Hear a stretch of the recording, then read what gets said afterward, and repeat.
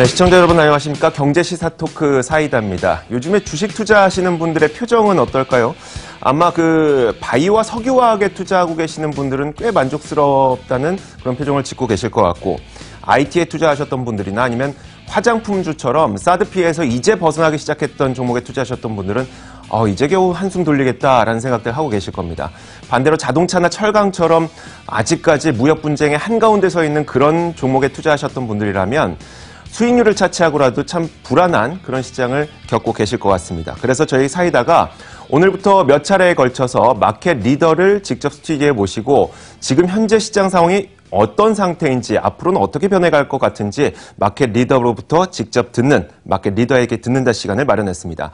자, 오늘은 그 첫 번째 순서로 춘례불사춘, 증시의 봄은 왔건만 내 종목은 여전히 한겨울이라는 주제로 시작을 해보도록 하겠습니다. 출발합니다.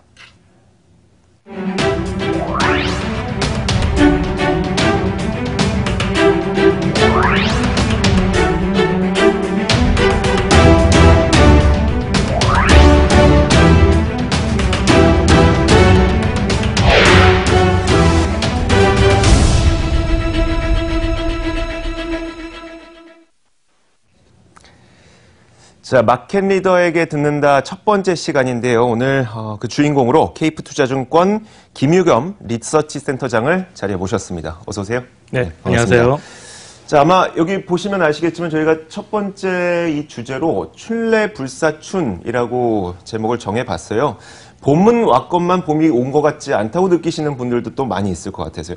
첫 번째로 좀 추상적인 질문일 수는 있겠지만 사실 증시라는 것은 또 시장 참가자들의 심리를 반영하는 거라서 좀 심리를 한번 여쭤보고 싶은데, 요즘에 증시를 바라보면서 봄이 왔다고 느끼십니까? 아니면 아직 안 왔다고 느끼십니까?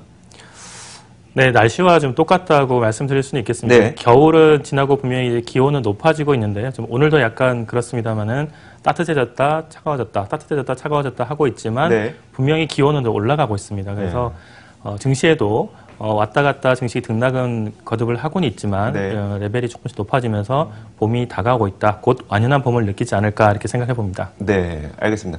그럼 왜 이런 생각을 갖고 계시는지 저희가 지금부터 차근차근 뜯어보도록 하겠습니다. 첫 번째로 저희가 몇 가지 키워드를 선정을 해봤습니다. 첫 번째 키워드 한번 확인해 보겠습니다. 바로 3,000. 아마 이 숫자 보시면은 대부분의 투자자분들, 시청자분들이 코스피 얘기겠구나 라고 생각하실 텐데, 자, 일단 코스피 지수가 3,000으로 올라서게 되면 참 많은 분들이 행복할 것 같긴 해요. 3,000 시대를 올해는 좀 맞을 수 있을 것 같다라는 생각도 갖고 계시는 분들 계시는데, 가능성에 대해서 어느 정도로 보고 계세요? 네, 연초만 하더라도 네. 주가 3,000의 전망이 굉장히 많았습니다. 오히려 3,000이 안 되는 쪽이 많지 않을 정도였는데, 최근에 이제 금융시장 불안 때문에 사실 전망치가 많이 낮춰진 상황이고, 투자자들도 그렇고 전망하는 분석가들도 사실 자신감이 많이 떨어진 것 같은데요. 네. 결론부터 말씀을 드리면 지금 일시적인 불안감이 와 있기는 하지만 펀더멘탈이 견조하고 연초에 3,000을 전망했던 것과 기본 환경은 크게 달라지지 않았다고 봅니다. 그래서 연내 3,000 달성이 충분히 가능하다 이렇게 전망하고 있습니다. 환경은 변화하지 않았지만 뭐라고 말씀하셨죠? 그러니까 일시적으로 지금 충격이 왔고 네네. 미국발 채권 시장을 이제 중심으로 해서 영향이 왔지만 사실 네네. 펀더멘탈 환경은 크게 바뀐 거는 없습니다. 근데 세계 경제 회복이라는 큰 틀은 유지가 되고 있기 때문에 지금으로서 주가 3,000 전망이 유지를 한다 이렇게 말씀드리겠습니다. 알겠습니다. 사실 많은 시장에 계시는 분들이 항상 하시는 이야기가 우리나라는 워낙 대북 리스크가 있다 보니까 주가가 좀 할인되어 있다. 다른 국가에 비해서 좀 싸게 거래가 되고 있다. 라면서 코리아 디스카운트 얘기도 많이 하고 계시는데 주가 수익 비율, 우리나라 주가 수익 비율이 어느 정도 지금? 우리나라가 이제 전망하는 기관에 따라 좀 다르고 네네. 기준에 따라 좀 차이가 있겠습니다만은 보통은 9배에서 10배 정도로 이제 보고 있는 것 같아요. 근데 이것도 이제 미래를 기준으로 현재를 기준으로 좀 차이는 있습니다. 네네. 현재를 기준하면 조금 더 낮을 텐데요. 이런 전망치를 놓고 보면 주요 국가, 선진국에 비교해도 당연히 낮고 다른 신흥국에 비해서도 사실 월등히 떨어지는 것은 사실입니다. 네. 그렇다면 그게 어떤 의미인지를 좀 말씀해 주셔야 돼요. 네, 그런 코리아 디스카운트라는 게 이제 북핵 네. 문제라든지 북한이라는 게 가장 크게 작용할 수 있는데 지정학적 문제라는 네네. 것들이 있기 때문에 사실 그런 부분들이 거쳐지게 된다면 최소한 평균치 정도로는 상승할 수 있지 않을까라고 생각해 보면 언제든 북한에 관련한 문제들이 지정학적 리스크만 낮아진다면 주가 상승에 대한 포텐셜은 충분히 갖고 있다 이렇게 말씀드릴 수 있습니다. 만약에 그 코스피가 3,000을 달성하게 된다면 지금 뭐 물론 기관마다 다르고요. 또 어느 시점을 적용하느냐에 좀 다르겠지만 대략적으로 저희가 지금 보여드렸던 PER 수준은 한 8.7배였단 말이에요. 3,000 도달하게 되면 어느 정도 되는 겁니까? 그 정도면은 사실 그거를 전망하기 좀 어려운데 왜냐하면 네네. 기업의 이익이 증가하느냐 그렇죠. 낮아지느냐 네. 차이가 있기 때문에 근데 그 정도가 되면 사실 단순 추정은 좀 상당히 좀 어렵습니다만은 네네. 최소한 그 10배 이상 10에서 11 정도는 도달할 수 있지 않을까 이렇게 봅니다. 알겠습니다. 자, 그 3,000까지 도달하게 될 경우에 아니죠. 3,000까지 도달하기 위해서 그러면 어떤 조건들이 좀 필요할까? 지금 저희가 가장 많이 생각하고 있는 거는 북한과 한국과의 관계 개선, 그리고 북한과 미국과의 관계 개선, 다 이제 북한을 중심으로 지정학적 리스크가 거치면 이게 가능하지 않을까라고 생각을 하고 있는데, 이 외에도 또 다른 게 있을까요? 그것도 있을 것 같고요. 사실은 증시 측면에서 보면 요즘에 이제 그 뉴스가 워낙 네네. 외교적인 사안이 이제 불거지고 있습니다만은 그런 부분들은 저는 플러스 알파 요인으로 그냥 보는 것이 맞을 것 같고 네. 변동성 요인으로 보는 것 적절하지 않을까 보이고요. 당연히 이제 긍정적인 요인으로 보입니다만은 그 부분들보다는 오히려 글로벌 경제 환경이라든지 국내 환경 이런 것들을 보는 것이 좋은데요.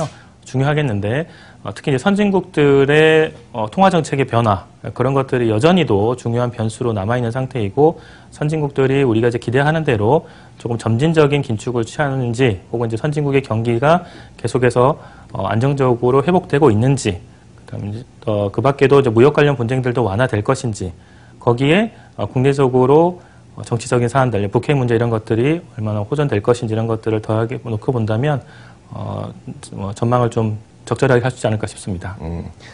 그러니까 가장 첫 번째 필요한 건 일단은 글로벌 경제 회복이 최우선이 돼야 된다는 것이고요. 네, 그다음에 그렇습니다. 두 번째로 거기서 따라와 줘야 되는 게 미국이 금리를 너무 빨리 올리지 말아야 된다는 것이고요. 그다음에 세 번째로 거기에 플러스 알파로 우리가 줄 수 있는 게 북한의 이 지정학적 리스크가 좀 줄어들 수 있다면 이 3,000 돌파는 좀 어렵지 않겠다라고 보시는 것 같네요. 네, 그렇습니다. 알겠습니다. 말씀하셨던 것처럼 그 지정학적 리스크는 좀 뭐라고 해야 될까요? 그렇게 플러스 알파로 봐야 된다고 말씀하신 것처럼 이 북핵 리스크와 관련된 이 완화 기대감이 사실 장기적으로 보이지는 않는 것 같아요. 이걸 어떻게 좀 보시는지 궁금한데 만약에 그 북한이 비핵화를 하겠다는 아주 그 강연한 의지를 보여주지 않는다면 지정학적 리스크가 사라지는 건 좀 단기 호재로 볼 수 있을까요? 네, 물론입니다. 지금 이제 시장의 기대치가 네네. 상당히 높아져 있는 상황이기 때문에 금융시장에서는 컨센서스를 기준 놓고 봐야 되잖아요. 그렇게 네네. 놓고 본다면 오히려 북핵에 대한 문제를 이번에 전향적인 결론이 나오지 않는다면 네. 오히려 좀 실망감이 나올 수는 있습니다. 근데 그러나 이 증시의 기조 자체를 바꿀 것 같지는 않고요. 다만 예를 들어 상승폭을 좀 낮출 수 있다든지 그런 요인으로 해석하는 게 좀 맞을 것 같습니다. 알겠습니다. 자, 이어서 저희가 코스닥 시장을 안 물어볼 수는 없죠. 사실 개인 투자자분들께서 코스닥 시장에 참 몸을 많이 담고 계시기 때문에 정부가 계속해서 그 중소 중견 기업들 그리고 강소 기업들을 키우기 위한 여러 가지 정책들을 내놓다 보니까 코스닥 시장에 이게 힘이 되지 않을까라고 기대하시는 분들도 상당히 많고요. 이런 것들을 만약에 그런 기대감이 현실이 된다면 코스닥 시장의 상승 여력은 어느 정도로 보세요? 사실 코스닥에 관한 부분들은 좀 전망하기가 참 어렵습니다. 네. 기업 실적 추정도 어렵고 네. 그런 부분이 있습니다만은 그래서 레벨보다는 이제 정부의 정책이라든지 이런 방향들 트렌드를 좀 말씀을 드려야 될 것 같은데요. 정부가 아무래도 내수 경기라든지 차세대 성장 산업을 육성한다든지 또한 고용을 확충하자는 측면에서 코스닥을 상당히 벤처를 많이 지원하는 형태가 있고요. 좀 적절한 정책이라고 보입니다. 근데 다만 어느 정도의 이 기업들의 실적과 연결될지 이익과 연결될지는 좀 아직도 물음표로 좀 남아있는 상황입니다. 그러나 정부가 정책적으로 지원을 한다는 것을 생각을 해보면 저희가 증시 격언처럼 정책에 맞서지 마라 이렇게 생각했던 저는 정책이 편승하는 것도 코스닥 전망을 좀 긍정적으로 보고 매수하는 의견도 가지는 게 좋을 것 같습니다. 과거의 경험 한 가지만 좀 여쭤볼게요. 과거에 정부와 정책을 이렇게 세웠을 때 실제 지수에 얼마나 큰 영향을 주던가요? 그때그때 차이가 있습니다. 네네. 저희가 이 정책의 의지가 있다 하더라도 사실 이전 정부에서도 창조경제라고 해서 신산업에 대한 의지가 없었다고 평가하기는 어렵습니다. 다만 그러나 그것이 실제로 자금이 집행되었는지 구체적인 정책들이 어떻게 있었는지를 들여다봐야 되기 때문에 사실 단편적으로만 얘기하기는 좀 어렵고요. 그러나 현 정부는 여러 가지 측면에서 자금 투입을 지금 고려를 하고 실제로 곧 4월부터 실제로 집행이 될 가능성이 높기 때문에요. 그런 부분에서 좀 긍정적으로 봐야 될 것 같습니다. 알겠습니다. 자, 이어서 두 번째 주제 그리고 두 번째 키워드를 저희가 한번 열어보도록 하겠습니다. 화면들 만나보시죠. 바로 트럼프입니다. 사실 트럼프라고 저희가 키워드를 설정하긴 했지만 미국 얘기예요. 뭐 미국에서 일어나고 있는 다양한 현상들을 우리가 또 짚어봐야 될 것 같은데 첫 번째가 바로 가장 코앞으로 닥쳐 있는 그러니까 현지 시간으로 20일부터 21일 사이에 예정되어 있는 FOMC 회의에서 금리 인상을 하긴 할 텐데 그러면 앞으로 금리 인상을 몇 번 할 것이라고 얘기할 것이냐 이게 가장 큰 관심사일 것 같거든요. 이번 FOMC는 우리가 뭘 알고 있어야 됩니까? 뭘 가장 눈여겨봐야 됩니까?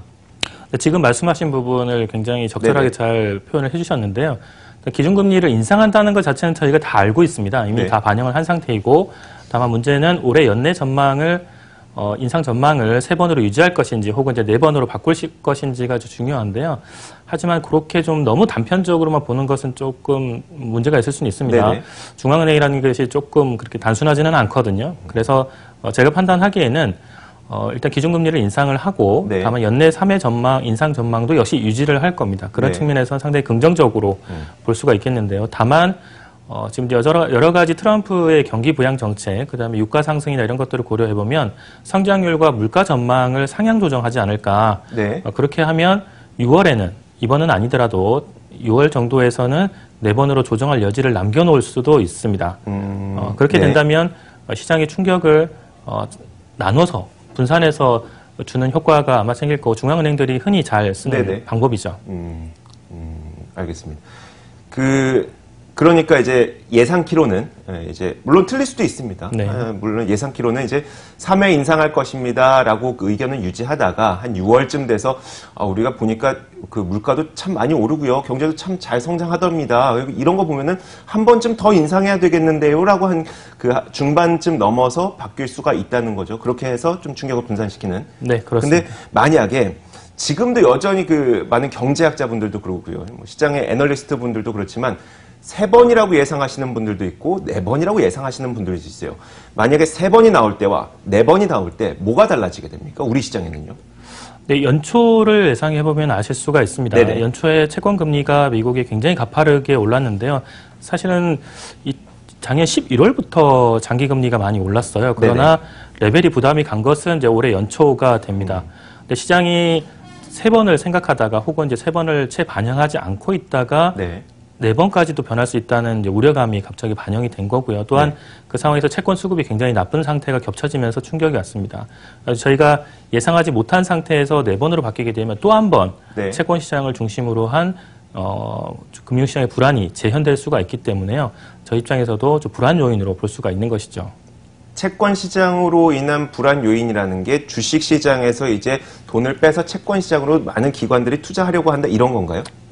반대 현상이 될 수 있습니다. 최근에는 원래는 채권이 약세를 보이면 주식이 강세를 보이는 게 일반적인 현상입니다. 그러나 그것도 이제 알고리즘 매매나 이런 것들이 많이 작동을 하고 주식과 채권을 완전히 별개로 매매를 하지는 않거든요. 요즘의 흐름에서는. 그래서 이 채권발 금융시장의 불안이 오게 되면 금융시장 전체에 대한 불안 요인으로 작용을 합니다. 그래서 주식시장에서도 큰 불안 요인으로 작용할 수가 있다는 것이죠. 그렇다면은 뭐 FOMC를 일단은 3회 인상으로 이번엔 나올 것 같다. 계획을. 그렇게 된다면 우리 시장에는 어떤 영향을 줄 것으로 보이세요? 아무 일도 없이 그냥 무리 없이 지나갈 것으로 보이세요? 상당히 긍정적으로 해석을 할 가능성이 높습니다. 그러니까 지금 시장이 모든 경제 주체들이 전 세계의 금융시장 참여자들이 FOMC만을 바라보고 있는 상태입니다. 그러다 보니까 주시장이 이제 방향성이 뚜렷하게 나오지를 못하는 것이죠. 근데 연초에 저희가 우려할 부분은 저희가 미국만을 쳐다보고 있었지만 사실 그 중간에는 ECB라든지 BOJ라든지 이쪽에서의 정책 변화 가능성도 부담으로 작용을 하고 있었습니다. 그러나 ECB와 BOJ는 별다른 이벤트가 없이 넘어갔거든요. 기존 정책을 유지하는 선에서 끝났습니다. 연준도 저희가 예상하는 수준에서의 끝난다면 연초에 바라보았던 경제 펀더멘탈이 좋으니까 주가가 올라갈 것이라는 전망이 다시 돌아올 수가 있는 것이죠. 그래서 상당히 긍정적으로 해석할 수 있다고 봅니다. 네, 그러니까 연초에 전망을 했었던 긍정적인 전망이 지금은 금리 인상 시기에 금리를 인상을 앞두고 얼만큼 빨리 올릴지 모르니까 좀 그 기대치를 낮춰놨다면 이게 기존과 같은 결과가 나타나게 된다면 그 전에 했었던 긍정적인 전망 그대로 다시 시장에 올라갈 수 있을 것으로 본다는 거죠. 네, 그렇습니다. 알겠습니다. 사실 이것뿐만 아니라 미국에서는 또 우리가 중요하게 봐야 되는 게 무역 분쟁 아니겠습니까? 근데 이게 사실 또 얼마나 오래 갈지도 참 전망하기가 힘든 게 그 철강과 알루미늄에 대해서 관세를 매기겠다고 했다가 또 멕시코는 빼줄게, 또 캐나다 빼줄게, 뭐 이렇게 하다 보니까 이게 장기화 안 되는 거 아니야? 뭐 이런 생각도 들고요. 어떻게 보세요? 이런 부분은 사실 트럼프 대통령의 스타일에 따른 것이기 네네. 때문에 단언하기는 어렵습니다. 그러나 좀 전에 이제 말씀을 잘 해주셨는데요. 이전에 FTA라든지 이런 부분들을 재협상을 계속 거론하는 과정에서도 처음에는 굉장히 공격적으로 얘기를 했습니다. 한미 방위 분담 같은 경우도 마찬가지고요. 그렇게 놓고 보면 그 이후의 것은 결론은 상당히 완화된 형태로 도출이 됐다는 것이죠. 그래서 지금 예를 들어서 한국과의 문제 이런 것들도 한미 FTA 재협상이 사실 걸려있는 부분도 있고 또한 방위 분담 협상도 또 진행 중에 있습니다. 이런 부분들을 좀 협상을 좀 유리하게 끌고 가고자 하는 재료로 좀 활용하는 것 같다는 생각을 가질 수가 있고요. 그래서 이미 드러나 있는 것보다는 조금 더 완화된 수준으로 진행될 거다. 부담이 완전히 없을 거다라고 예측하기 좀 어려운 부분이고요. 중국과도 마찬가지입니다. 만약에 어느 부분에서 관세를 부과하게 될지는 모르겠으나 중국의 전면적인 중국 상품에 대한 모든 중국 상품에 대한 관세를 부과하기는 굉장히 어렵습니다. 왜냐하면 미국의 입장에서는 중국의 물건을 수입하면서 저물가를 유지하고 있는 것이거든요. 관세를 부과하게 되면 자연히 미국 내 물가 상승이 좀 부담이 될 수밖에는 없는 거죠. 그렇게 본다면 지적재산권이라든지 어떤 특정한 부분에서 공격을 할 가능성이 높은데요. 그러면 한국, 일본, 중국 다 마찬가지인 상황인데 아마 무역 적자를 어떤 방법으로든 줄이는 합의안이 나오지 않을까 이렇게 생각해 볼 수 있습니다. 그런데요, 사실 지금 저희가 이제 트럼프 미국 대통령이 하고 있는 행적을 좀 따라가다 보면 본인들에게 이득이 좀 많이 되는 국가들은 그럼 관세라든지 아니면 무역 분쟁 이쪽에서 좀 빼주는 것 같고요. 거기에서 좀 벗어나 있는 중국과 같은 기업들요, 특히 적자를 많이 내는 그런 국가들. 그리고 중국과 또 우리나라는 반제품 수출이 워낙 많다 보니까 중국과 직접적으로 연결되어 있는 우리나라의 경우에는 웬만하면 이런 분쟁에서 안 빼주는 경향들이 있어서 말씀하셨던 것처럼 무역 분쟁이 결국은 좀 완화될 것으로 보이지만 중국과 우리나라의 경우에는 좀 강하게 다가올 가능성이 있어서 여기는 어떻게 보십니까? 물론 그런 부분들이 우려가 충분히 되는 부분입니다. 그러나 말씀드렸듯이 우리 입장에서는 중국향 수출에 대해서는 중간재를 이제 판매를 하고 있기 때문에 중국산 제품에 대해서 전면적인 관세가 부과되지 않는다면 미국의 입장에서도 이게 득이 되는 부분이 아닙니다. 보시면 트럼프도 결국은 자기 득이 되는 쪽으로 결정을 하는데 이익이 되지 않기 때문에 중국산 제품에 대한 전면 관세 부과가 아니다 이렇게 생각을 해보면 예를 들어 지적재산권 정도의 문제다 하면 저희 입장에서는 그렇게 큰 악재가 되지는 같지는 않고요. 그러나 이제 기존의 이제 철강이라든지 알루미늄 이쪽 관세에 대한 부분, 한국에 대해서 직접 부과하는 관세에 대해서는 향후에 계속 다른 부분들과 연계가 되어 있는 아까 말씀드렸던 한미 FTA라든지 혹은 방위 분담 이런 것과 연계가 되어 있기 때문에 사실 좀 논란이 될 수 있는 부분입니다. 네, 알겠습니다. 사실 생각해봐야 될 것이 많기 때문에 그러면 과연 어떤 업종에서 우리가 좀 플러스 수익을 얻을 수 있고 어떤 업종은 조심해봐야 되는지 저희가 세 번째 키워드 준비했습니다. 화면으로 만나보시죠. 바로 주도 업종입니다. 자, 방금 말씀하셨던 것처럼 철강을 비롯한 그쪽에서는 좀 조심해봐야 될 것 같다는 이야기도 하셨고요. 다만 지적재산권과 같은 그런 부분에서는 우리에게 그렇게 큰 충격은 없을 수도 있다 이런 얘기도 해주셨으니까 그럼 어떤 업종에 좀 눈여겨봐야 되고 또 어떤 업종을 좀 피해봐야 되는지 한번 여쭤보도록 할게요. 전반적으로 올해 만약에 그냥 대충 내가 이 업종 한번 딱 찍어보겠다 하면 어떤 업종 찍으시겠어요? 네, 시기별로 차이가 있겠습니다만은 이제 경기 민감 업종들이 아웃퍼폼을 하지 않을까 이렇게 생각합니다. 경기 민감 업종이라면 뭐 여러 가지가 있겠습니다. 뭐 소재도 가능할 것이고 조선업도 가능할 것이고 다양한 업종들이 좀 선택이 가능한 부분들입니다. 내가 안정적으로 가져가겠다고 하면 당연히 삼성전자를 위시한 IT 선도주를 선택을 하면 될 것이고요. 조금 더 기대 수익을 높여 가져가겠다 하면은 조금 리스크가 있을 수도 있겠습니다만은 조선업 같은 것들이 수주가 많이 이루어지고 있기 때문에 네. 그런 부분에 투자하는 것도 좀 긍정적이라고 봅니다. 그 기술 그러니까 수출을 많이 하는 주도 업종들이 참 많이 있잖아요. 철강도 있고 자동차도 있고 또 뭐가 있겠습니까? 화학도 있을 거고요. 네. 이런 그 업종들은 또 어떻게 보세요? 네, 다 긍정적으로 평가는 하고 있습니다. 그런데 연초에도 주식시장이 조정을 받을 때 상당히 다양한 모습들이 나와서 이 변동성이 크기 때문에 단편적으로 말씀드리기 좀 어렵고요. 네. 증시 흐름도 생각을 해보면 아까 제가 말씀드린 연준의 정책 결정을 기초로 한다면 6월 FOMC까지는 시장이 좀 긍정적으로 볼 수가 있습니다. 게다가 한국의 그 북핵 문제가 긍정적으로 해결된다면 한국의 디스카운트 문제도 해결될 것이고 긍정적입니다만은 반대로 금리 인상을 전망치를 바꾸는 게 그 시기가 되면 3분기는 또 어려울 수가 있습니다. 근데 또 반영을 하고 나면 4분기는 또 괜찮을 수가 있는 것이죠. 그때 흐름에 따라 다르고 가장 상승폭이 강할 걸로 보는 것은 현재 이제 3월 FOMC 이후라고 보고 있는데요.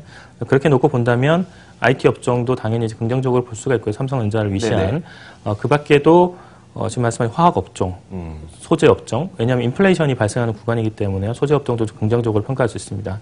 다만 지금 엔달러가 상당히 이제 낮으면서 실은 지금 엔달러가 좀 반등할 수 있는 구간이었는데 BOJ 정책 변화에 대한 그 우려감이라든지 또는 글로벌 금융시장 불안 때문에 엔고가 일시도 나왔는데요. 그러나 구로다 총재 연임이라든지 BOJ 정책 변화가 없는 것을 고려해보면 2분기에는 엔달러가 좀 반등을 할 수 있습니다. 게다가 원달러는 떨어지는, 즉 원고 엔저가 발생을 하게 되면 그런 부분은 자연히 한국의 자동차 업종에 대한 부담이 될 수 있을 것 같습니다. 알겠습니다. 조선업종을 이야기를 해주셨는데요. 좀 약간은 의외여서요. 사실 작년, 그러니까 2016년 말에 산업연구원에서 조선업종에 대한 전망을 했을 때도 그렇고, 그리고 2017년 말에 산업연구원에서 전망을 했을 때도 그렇고, 조선업종을 좋게 보지는 않았었거든요. 근데 물론 요즘에 이제 LNG선 수주가 꽤 많이 나오면서 좀 뜻밖의 수주다라는 평가는 나오긴 하는데, 그 수주가 실제 실적으로 반영되기까지는 또 한 2, 3년이라는 시간이 걸리니까요. 지금 조선주를 좋게 보시는 그 조선 업종을 좀 투자해도 된다고 생각하시는 이유가 있을까요? 네, 전망을 기초로 놓고 봤을 때 지금 같은 경우는 사실 만들고 있는 배도 별로 없고 그래서 실적도 단기간에 반등을 하지는 않을 겁니다. 그러나 수주가 이 정도로 잘 나오고 지금 당초 목표치를 아마 초과 달성할 가능성이 높아 보이는데요. 게다가 전 세계 물동량도 지금 증가하고 있는 상황이기 때문에 조선에 대한 발주들이, 배에 대한 발주들이 상당히 많이 나올 것 같습니다. 그런 부분들을 전망을 기초로 해서 봤을 때 지금 이 업황의 바닥을 충분히 좀 통과하고 있는 것 아니냐. 작년 올해를 겹치면서 그렇게 본다면 당연히 터닝 포인트에서 주가 상승이 좀 크다고 볼 수가 있습니다. 그런 기대감을 좀 가지고 말씀드렸던 거고요. 반대로 그 좀 안정적으로 생각해 볼 수 있는 것들은 IT도 가능합니다만은 금리가 올라가는 구간이기 때문에 당연히 금융업들, 은행업 같은 데 긍정적으로 시각을 가질 수가 있겠죠. 알겠습니다. 하지만 가장 처음에 말씀해 주셨던 좀 안정적인 수익을 가져가기 위해서는 삼성전자를 중심으로 한 IT 선도주들 그리고 조선주를 좀 보고 계신다. 네. 알겠습니다. 그 전반적으로 이제 올해를 우리가 통틀어서 전망할 수는 없겠지만 외국인들이 많이 들어올까에 대한 궁금증도 있어요. 어떻게 보세요?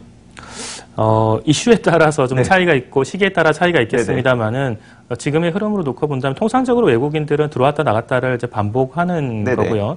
그러나 지금 세계적으로 보게 되면 그 작년에는 선진국보다는 신흥국의 주가의 퍼포먼스가 더 좋았습니다. 그 이유가 성장의 그 속도가 선진국은 이 경기 확장기가 좀 상당 부분 진행이 되면서 조금 슬로우 다운이라고 할까요? 레벨이 조정받을 수 있는 반면에 신흥국은 뒤따라서 가고 있는 거거든요. 그래서 지금 신흥국에 대한 전망이 좀 더 긍정적이라고 놓고 본다면 우리나라도 거기에 해당하기 때문에 신흥국 전반적으로 자금이 유입되는 한국에도 외국인 자금이 다소 많이 유입되지 않을까 이렇게 기대하고 있습니다.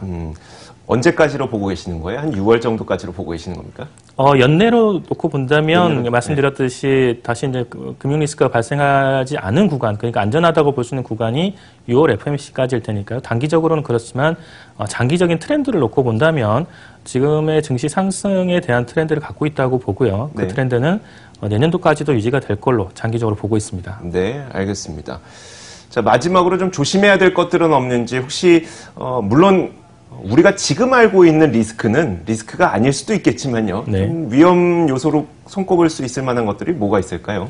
네, 조금 전에 말씀드렸던 부분입니다. 계속 거론이 되고 있지만 저희가 미국의 정책 결정에 대한 부분들을 주시해야 하는데요. 네. 단순히 미국이라고는 했지만 유럽과 일본도 맞물려 있는 겁니다. 그렇다 네. 보니까 미국이 이제 금리 인상을 혹시 빨리 가져가게 된다거나 또한 그 미국 채권 금리가 과거에 비해서는 많이 오르긴 했어도 여전히 과거에 비해서는 상당히 레벨이 낮은 상태이거든요. 네네.